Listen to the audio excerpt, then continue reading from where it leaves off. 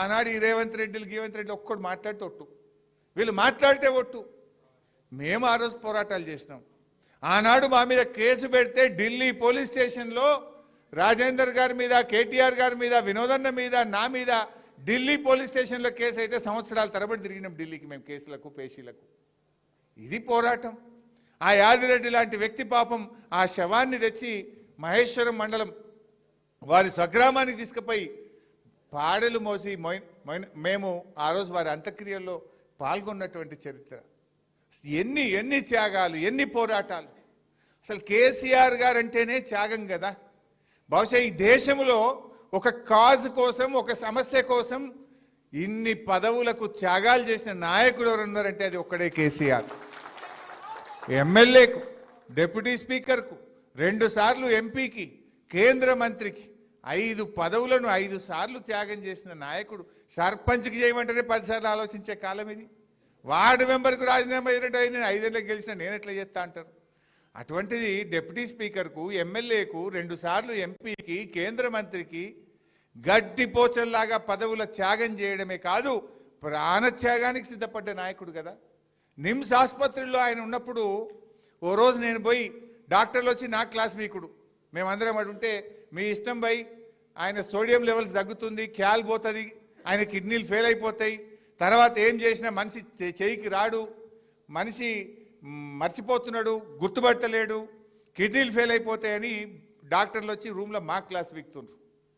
ఏం చేయాలని ఒకరోజు 9వ రోజో 10వ రోజు పోయి బతిలాడినా. నేను పోయి బతిలాడితే నాకు ధైర్యం చెప్పిండు, హరీష్ నేను తెలంగాణ వచ్చేదాకా ఏం జావరా భయ్, నేను గట్టిగానే ఉన్నా, మీరు గట్టిగా కొట్లాడు, ఊకే నా దగ్గరికి వచ్చి నన్ను అధైర్యపరచకండి అని ఉల్టా నాకు ధైర్యం చెప్పిన నాయకుడు కేసీఆర్. అది 9వ రోజు దీక్షలో అంత గట్టిగా మాట్లాడిన వ్యక్తి.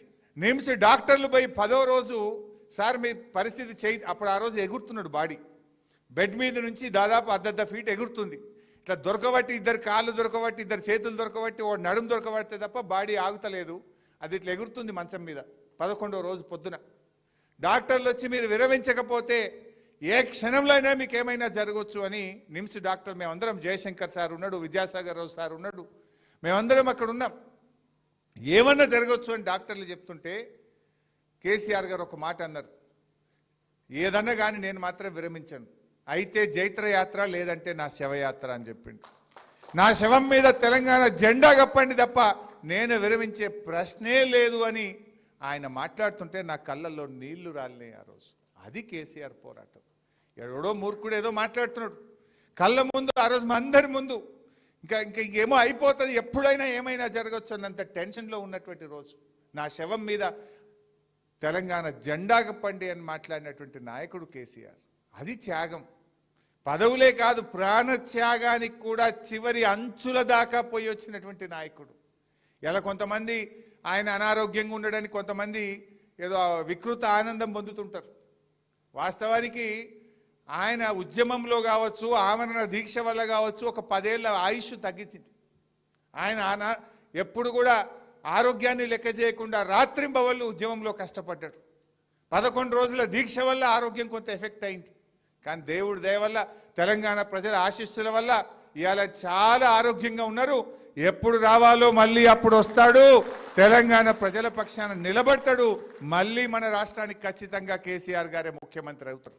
ఇలా ప్రజలు కోరుకుంటున్నారు, ప్రజలు కేసీఆర్ వైపు చూస్తున్నటువంటి పరిస్థితి ఉంది. ఎందుకంటే అర్థమైంది, పాలేందో నీళ్ళేందో అర్థమైంది.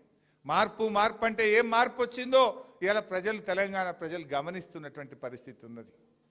ఇవాళ నిజంగా తెలంగాణ రాకపోతే ఎక్కడిది 24 గంటల కరెంటు, ఎక్కడిది ప్రతి ఇంటికి త్రాగునీరు, ఎక్కడిది 1 కోటి ఎకరాల మాగాని, ధాన్యం ఉత్పత్తిలో ఎక్కడిది తెలంగాణ నంబర్ 1 రాష్ట్రంగా ఎక్కడైతుండే, తలసరి ఆదాయంలో దేశంలో నంబర్ 1 ఎక్కడైతుండే, పర్ క్యాప్ మన జిఎస్డిపి గ్రోత్ రేట్లో తెలంగాణ దేశంలో నంబర్ 1గా ఎక్కడైతుండే, ఎన్నిట్లల్లా మాంసం ఉత్పత్తిలో, ధాన్యం ఉత్పత్తిలో, డాక్టర్ల ఉత్పత్తిలో ఇవాళ తెలంగాణ నంబర్ 1 అయిందంటే ఈ రాష్ట్రం ఏర్పడడం వల్ల కదా.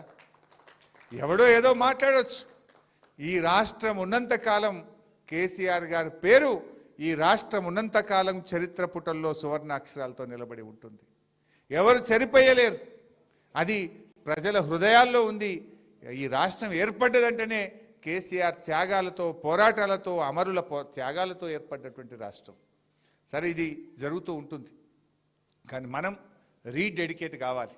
ఉద్యమకారులుగా, బీఆర్ఎస్ కార్యకర్తలుగా, తెలంగాణ ఉద్యమంలో పాల్గొన్న జేఏసీలు, ప్రజా సంఘాలు, కుల సంఘాలు, ఉద్యమకారులు అందరం కూడా ఈ రాష్ట్ర అభివృద్ధి కోసం, ఈ తెలంగాణ అస్తిత్వ పరిరక్షణ కోసం, ఈ రాష్ట్రం ఇంకా ముందుకు సాగడం కోసం అవసరమైతే మరో పోరాటానికి సిద్ధమైదాం.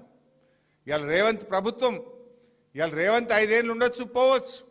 కానీ మా బాధ ఏంటంటే నువ్వు అధికారంలో ఉన్నవని కాదు, మా అస్తిత్వాన్ని దెబ్బతీస్తున్నావు. తెలంగాణ ఉద్యమాన్ని తక్కువ చేసి చూపిస్తూ ఉన్నావు. తెలంగాణ పోరాటాన్ని తక్కువ చేసి చూపిస్తూ ఉన్నావు. నువ్వు తెలంగాణ ప్రగతిని, ఇలా అద్భుతంగా సాగిన ప్రగతికి ఇలా నువ్వు అడ్డు పుల్లలేస్తూ ఉన్నావు. అనవసరంగా ఈ రాష్ట్రాన్ని ఇవాళ చాలా ఇబ్బందుల్లోకి నెడుతున్నావు అన్నదే మా బాధ. అందుకే పోరాటాలతో, త్యాగాలతో తెచ్చుకున్న తెలంగాణను తిరిగి మళ్ళీ కేసీఆర్ను ముఖ్యమంత్రి చేయడం కోసం, ఈ రాష్ట్రాన్ని అభివృద్ధిలో ముందుకు సాగడం కోసం, తెలంగాణ అస్తిత్వ పరిరక్షణ కోసం అందరం కూడా ఒక్కటి కావాల్సిన అవసరం ఉంది. ఎందుకంటే ఇవాళ కాకతీయ తోరణాన్ని మార్చొచ్చా రేవంత్ రెడ్డి? చార్మినార్ను తెలంగాణ ముఖ చిత్రం నుంచి తొలగించగలుగుతావా?